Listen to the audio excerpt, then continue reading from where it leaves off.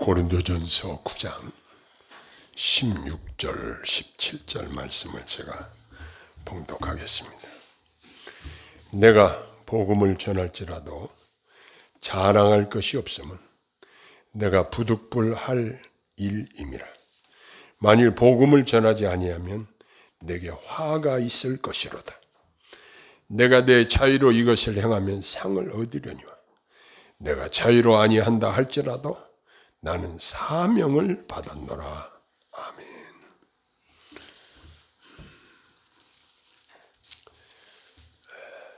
우리가 잘 아는 대로 갱도에 갇힌 광부 2명을 구출하기 위해서 수많은 사람들이 동원되고 최신 장비들이 동원이 되어서 결국 221시간 만에 그 2사람이 걸어서 나오는 장면이 TV에 방영이 됐습니다. 이렇게 극적으로 구출된 광부 2사람 이야기는 우리에게 시사해주는 귀한 교훈이 있습니다. 사람의 생명이 얼마나 소중한지를 우리에게 보여주고 있는 사건이기도 합니다.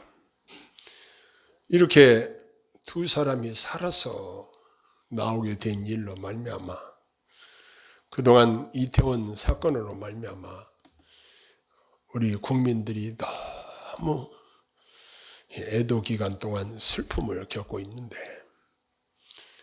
이 2사람이 살아나왔다는 이 소식은 우리에게 참으로 눈물겹도록 반가운 소식이 아닐 수 없었습니다.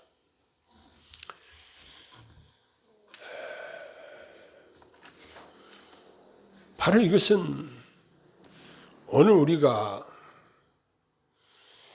상고하고자 하는 부득불해야 할 사명과 관련이 되었다. 이런 생각을 가지고 이 이야기를 하는 것입니다. 2사람 구출하는데 너무 경비가 많이 들어서 못하겠어. 이렇게 할 수 없잖아요. 경비가 얼마가 들어가든 사람이 얼마가 들어가든 최대한 노력을 기울여서 이 사람을 구출해야죠.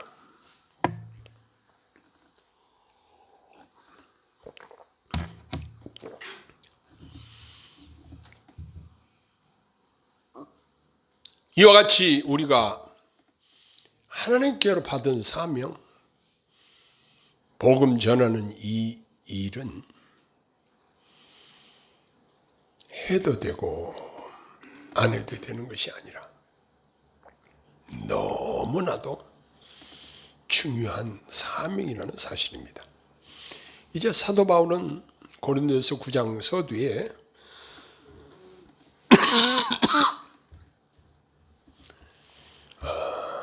고린도 교인들 중에 사도 바울의 사도됨을 의심하는 자들이 있었다 그랬습니다.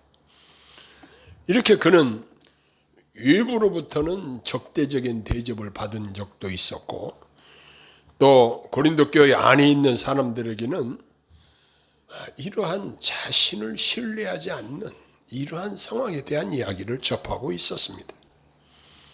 그래서 실망할 수밖에 없는 이러한 상황들에 대한 이야기를 합니다. 그는 자기가 사도인 것과 그 자격을 다시 한번 증거를 합니다. 예수 그리스도의 사도된 나 바울은 자기의 신분을 밝힐 때 예수 그리스도의 종이라고도 얘기하고 사도라고도 얘기를 합니다. 분명히 사도는 예수님을 목격한 자가 사도인데 예수님을 목격하고 예수님께 지도를 받아 예수님께 사명을 받은 자가 사도인데 네가 어떻게 예수님의 제자요 예수님의 사도라고 말할 수 있느냐? 이 일을 제기하고 있는데 사도 바울은 분명히 다메섹 도상에서 사울아 사울아 네가 왜 나를 핍박하느냐? 부활하신 주님의 음성을 듣고 주님을 만난 분명히 그는 사도 중에 사도였던 것입니다. 그래서 고린도 교인들에게 너희들 자신이 나의 사도된 것을 알지 않느냐? 의심하지 말라. 이렇게 권면을 하고 들어가고 있습니다. 이 세상에서 어떤 일을 하건 일하는 사람은 그 일을 통해서 생계 유지를 합니다. 마찬가지로 복음 사역자가 복음을 전하는 일을 통하여 생계 유지를 하는 것은 타당한 일이라는 것입니다. 사도 바울은 구약 성경을 인용하면서 곡식을 밟아 터는 소에게 망을 씌우지 말라고 한 이 말씀이 복음 전파를 위하여 일하는 사람에게 하나님이 배려하시는 말씀인 것입니다.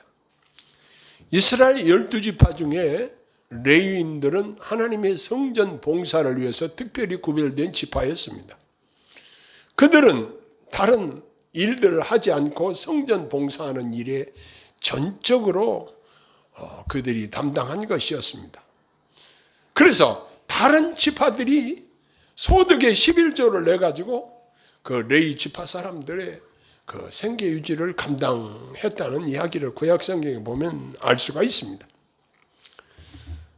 그래서 여기 보면 복음 전파를 위해서 일하는 사람에게 하나님이 사도 바울을 통해서 배려하시는 말씀으로 여기 기록되어지고 있습니다. 다시 말해서 일하는 사람은 그 수고하는 열매를 먹을 권리가 있다는 것입니다. 과일나무를 심고 그 과일을 따먹을 권리가 있다는 것입니다.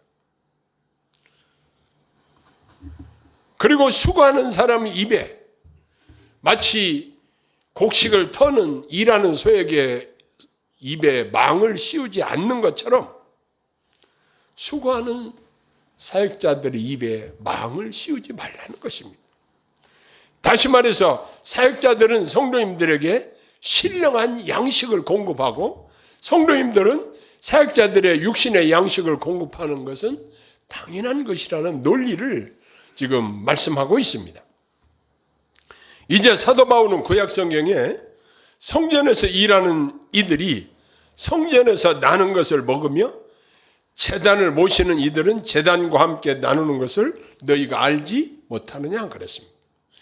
그 성전 모형들을 보면은 이제 금촛대가 있고 번제단이 있고 떡상이 있고 그 안에 이제 제사 지내는 모든 기명들과 도구들이 있는데 그 떡상을 하나님께 떡을 올려야 되지. 그것 보고 진설병이라고 그러는데 그 진설병을 하나님께 올려드리고 난 다음에 그것을 내려다가 그 안에서 수고하는 사람들이 함께 나누어 먹습니다. 이와 같이 복음 전하는 자들이 복음으로 말미암아 살리라 명하셨느니라 라고 14절에 말씀을 하고 있습니다. 그럼에도 불구하고 사도 바울은 자기의 어떤 권리를 주장하지 않겠다고 선언하고 있습니다. 사도 바울은 자기의 영광을 헛되이 하고 싶지 않았다는 것입니다. 그리스도를 섬기고 영혼을 구원하기 위하여 자기를 부인하고 자기의 권리를 주장하지 않는 것이 자기는 최대의 영광으로 생각을 했습니다. 요즘 각 교회들마다 세대 교체가 이루어지고 있습니다. 제가 아는 선배 목사님은 후임 목사에게 부담을 줄여주기 위해서 교회에 남은 부채를 다 갚는 데 총력을 기울이는 반면에 자기를 위해서는 교회로 짐이 되지 않도록 정말 애쓰셨다는 이야기를 들으면서 제가 감동을 받았습니다. 참 존경스러운 생각이 들었습니다. 우리나라 교회들의 대부분 형편들은 그 소수의 교회들은 넉넉하지만 재정이 빈약한 교회들이 많은 것이 사실입니다. 그래서 은퇴하시는 주의 종들의 노후가 보장되지 않는 경우들이 대부분입니다. 그런데 일부 대형 교회에서 이러한 문제들로 인해서 덕스럽지 못한 일들이 발생한다는 이야기를 들으면서 참으로 안타까운 생각이 듭니다. 그러나 성경은 분명히 우리에게 말씀하시기를 욕심이 잉태한 즉 죄를 낳고 죄가 장성한 즉 사망을 낳느니라. 이 말씀을 우리 모두가 다 기억해야 할 것입니다. 사실은 우리 인간의 생사화복을 우리 하나님이 주관하신다는 가장 기본적인 진리를 우리가 믿는 것입니다.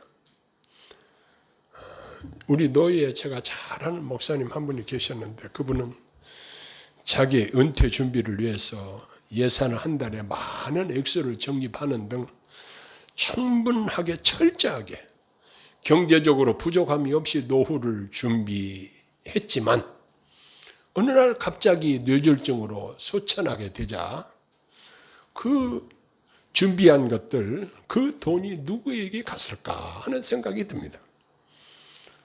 그 후 자기 아들을 그 교회 후임으로 세웠지만 그 아들도 역시 그 교회에서 계속 사역하지 못하고 사임하게 되는 것을 보았습니다. 사람들이 자기 욕심대로 계획을 화려하게 세워도 그 모든 결과들을 하나님이 주장하신다는 사실을 보여주는 예라고 할 수 있을 것입니다. 제가 요즘 매일 다니엘 기도회 강사들의 간증들을 듣고 있습니다.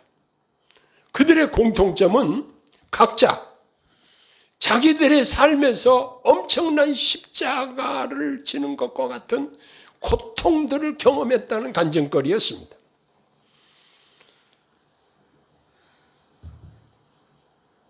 희한하다. 그 수많은 청중들이 듣는 그 간증 집회에 강사로 선정된 유명 강사들의 삶이 저렇게 배후의 어려움이 많았었는가. 참으로 놀랄 정도였습니다.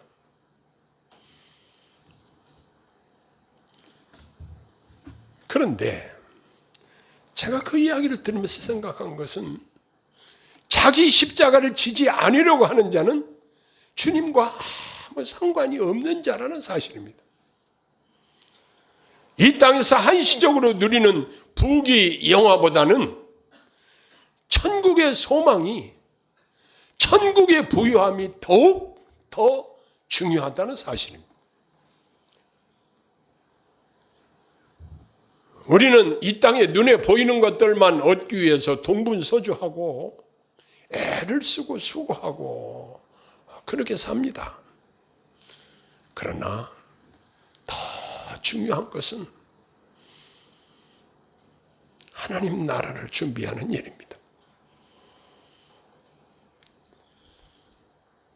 저와 여러분들이 이 땅의 많은 것들을 다 누리고 살면 하나님 앞에 무슨 상급이 있겠습니까?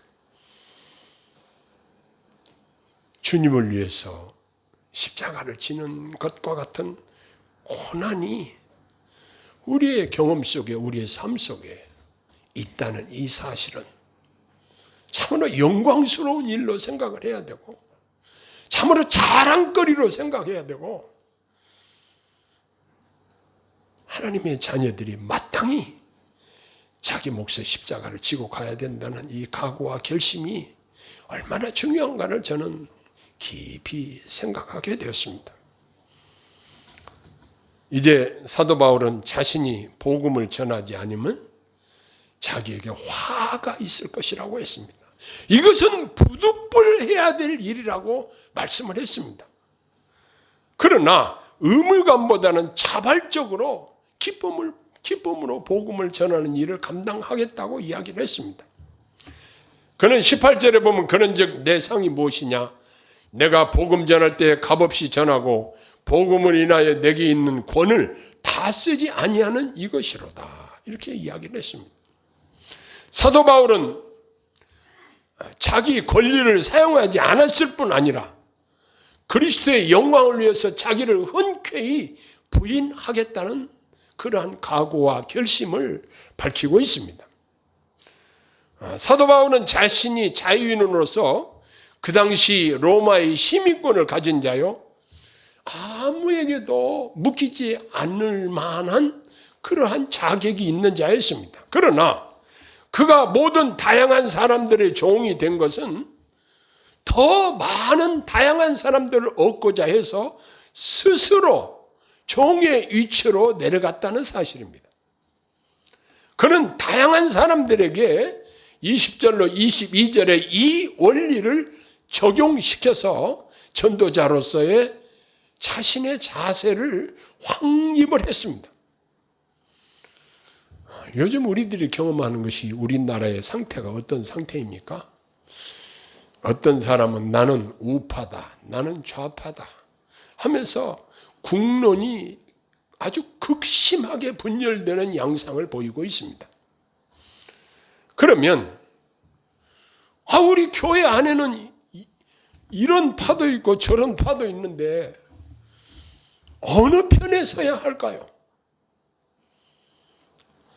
사람들을 얻고 그들에게 구원의 복음을 전하려면 먼저 그들을 만나야 되고 그들과 소통이 되어야 되는데 우리가 어떤 자세를 취해야 할까요?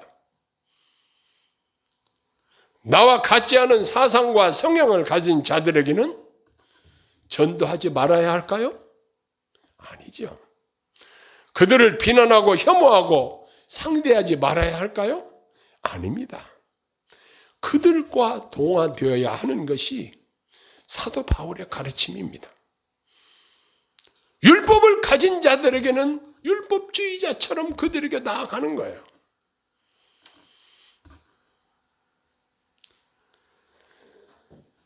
우리는 사도 바울에게서 지혜를 얻게 됩니다. 우리들이 다양한 사람들을 얻기 위해서 그들과 동화되는 것이 먼저 필요하다는 것입니다. 이렇게 그가 행한 이유는 23절에 내가 복음을 위하여 모든 것을 행함은 복음에 참여하고자 함이라 이렇게 말씀을 했습니다. 사도 바울은 하나님께 대한 열심과 사람들을 구원하는 소원 때문에 기꺼이 자기 권리를 포기하겠다고 각오와 결심을 밝히고 있는 것입니다. 자, 그러면 이처럼 하나님 앞에 충성하는 사역자들이 주시는 상급은 무엇이겠는가? 사도 바울은 하나님이 주실 영광스러운 싹과 상, 썩지 아니할 면류관을 바라보고 사역을 하고 있었습니다. 함께 운동장에서 달리기를 하면 상을 받는 자는 하나뿐인 줄 알지 못하느냐. 그러나 그리스도인의 경주는 우리가 충성하는 모든 자에게 상을 주신다는 것입니다. 이렇게 상을 받는 자들은 여기 그 특징에 대해서 열거하고 있는 먼저 절제한다는 것입니다. 여러분, 운동선수들이 체중 조절을 하기 위해서 어떻게 합니까? 추리닝을 입고 그 위에다 우의를 입고 다시 위에다 두꺼운 옷을 입고 그 더운 날에 땀을 펄펄 흘리면서 체중 조절을 위해서 달립니다. 아무리 먹고 싶어도 먹어서는 안 되는 음식들을 철저히 절제합니다. 이렇게 음식을 제한하고 모든 일에 절제를 합니다. 그리고 어려움을 극복하는 훈련을 합니다. 이처럼 사도 바울은 항상 자신의 몸을 복종시킨다고 했습니다.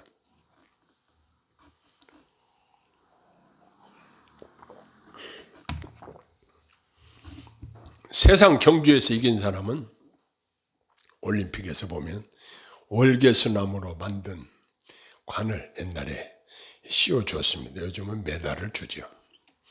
그러나 우리 그리스도인들은 썩지 않고 시들지 않는 면류관을 앞에 바라보고 있는 것입니다. 사람들에게 환호와 박수를 받기 위해서도 그렇게 절제하는데 우리의 그리스도인들이 만왕의 왕이시고 의로우신 재판장이신 주님의 칭찬과 영광된 면류관을 얻기 위하여 육체의 악한 성향을 절제하는 일을 게을리할 수 없는 것입니다. 사도 바울은 27절에 아주 심각한 이야기를 자기 자신과 관련된 이야기를 합니다. 내가 내 몸을 쳐 복종하게 하면 내가 남에게 전파한 후에 자기가 도리어 버림이 될까 두려워함이로라. 이런 이야기를 했습니다. 여러분 이정표를 보셨습니까? 이쪽으로 가면 서울 갑니다 하고 이정표를 써서 붙여놓습니다. 그런데 그 사람들이 그 이정표를 보고 서울을 찾아갑니다. 그러나 그 이정표 자체는 움직이지 않고 그대로 있는 것처럼 사람들에게 천국 가는 길을 복음을 안내를 하지만 자기는 들어가지 못하고 탈락한다면 얼마나 큰 비극이겠습니까? 복음 전도자들은 이러한 두렵고 떨리는 마음으로 주님께서 내게 맡기신 일들을 잘 감당해야 할 것입니다. 서론에 말씀드린 것처럼 이 땅에 일정 기간만 사는 육신의 생명을 살리는 일에도 많은 사람들과 좋은 장비들과 예산을 들여 총력을 기울여 결국 그들을 구출하니 온 국민이 기뻐하고 천사를 보내는 것처럼 그보다 더 중요한 영생을 얻는 일, 구원의 복음을 전하는 일은 해도 되고 안 해도 되고 그런 것이 아니라 부득불 우리가 해야 할 하나님께 받은 사명인 것입니다. 아니 나는 전문 복음 전도자도 아닌데 내가 그 사명자라고 할 수 있겠는가? 이렇게 말할 수도 있습니다. 그러나 내가 복음을 듣고 구원의 은혜를 받았으면 나 자신이 복음의 빚진 자가 되는 것입니다. 그러면 어떻게 해야 될까요? 빚을 졌으면 반드시 갚아야 됩니다. 요즘 어떤 사람들은 빚을 얻어 쓰고 갚지 않는 사람들이 있어요. 사기죠, 사기. 내가 당신 돈을 빌려주면 며칠에 얼마에 갚겠다 했으면 반드시 그 약속 시간 내에 갚아야 되죠. 그렇지 않으면 신용을 잃게 되고 사람 구실을 못하게 됩니다. 자, 그러면 우리 복음에 비친 자들은 어떻게 해야 될까요? 내가 어느 누구에게 복음을 듣고 구원의 은혜를 누리게 됐어요. 그러면 나도 역시 다른 사람에게 복음을 전해야 될 복음의 빚진 자라는 사실을 기억하고 부득불 해야 할 하나님이 내게 주신 사명이라는 이 사실을 기억하고 감당할 때에 소의 입에 망을 씌우지 않는 원리처럼 하나님께서 이러한 복음 전도자들을 책임지신다는 사실입니다. 사람의 준비와 사람의 대책과 사람의 지혜를 초월하시는 하나님의 능력으로 하나님의 지혜로 복음 전도자들을 지켜보호하시고 그들을 쓸 것을 공급하시고 그들을 도와주실 줄로 믿습니다. 기도하겠습니다. 하나님 아버지, 저희들이 복음을 듣게 하시고 구원의 은총을 받게 하셨습니다. 그러나 우리가 주님께로 받은 사명, 이것을 감당하는 일에는 너무나 게을리했던 것을 고백합니다.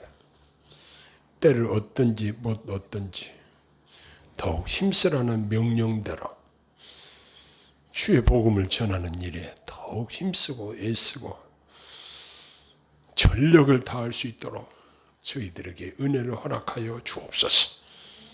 주 성령께서 저희들을 다스려 주시고 열심을 주시고 하나님 아버지 앞에 이 사명을 잘 감당하고 하나님께로 칭찬과 상급을 받을 수 있도록 은혜 허락하여 주옵소서.